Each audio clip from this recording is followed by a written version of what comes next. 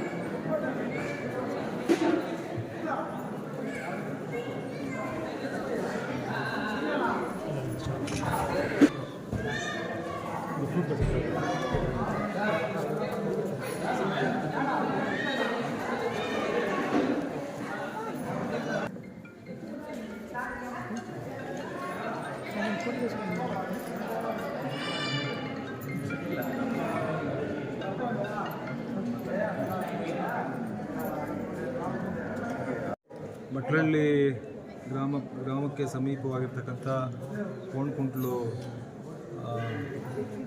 ವೆಂಕಟರಮಣ ಸ್ವಾಮಿ ದೇವಸ್ಥಾನದಲ್ಲಿ ಭಾಳ ಇತಿಹಾಸ ಇರ್ತಕ್ಕಂಥದ್ದು, ಭಾಳ ಪ್ರಸಿದ್ಧವಾದಂಥ ಒಂದು ಕ್ಷೇತ್ರ ಇದು.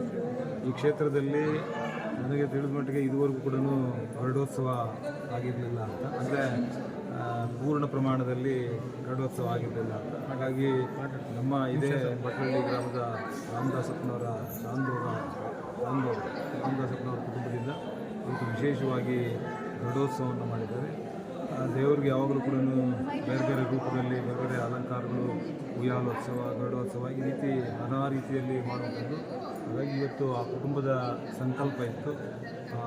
ಶಾನ್ಭೋಗರ ಒಂದು ರಾಮದಾಸಪ್ಪನವರ ಕುಟುಂಬದಿಂದ ಇವತ್ತು ಗರುಡೋತ್ಸವ ಮಾಡಬೇಕು ಅನ್ನೋಂಥ ಒಂದು ಸಂಕಲ್ಪ, ಆ ಸಂಕಲ್ಪ ಭವಿಷ್ಯ ಇವತ್ತು ಈಡೇರಿದೆ. ಇನ್ನು ಮುಂದೂ ಕೂಡ ಇದನ್ನು ನೋಡಿ ಪ್ರತಿ ವರ್ಷ ಕೂಡ ಭಕ್ತಾದಿಗಳು ಇಂಥ ಗರುಡೋತ್ಸವಗಳು ಹೆಚ್ಚೆಚ್ಚಾಗಿ ಆಗಲಿ ಅನ್ನುವಂಥದ್ದನ್ನು ಮತ್ತು ಇವತ್ತು ಭಾಗವಹಿಸಿ ಇರ್ತಕ್ಕಂಥ ಎಲ್ಲರಿಗೂ ಕೂಡ ಕುಟುಂಬಗಳಲ್ಲಿ ಸುಖ ಶಾಂತಿ ಸಮೃದ್ಧಿ ಆಗಲಿ ಅನ್ನೋದನ್ನು ಶುಭ ಹಾರೈಸ್ತೀನಿ.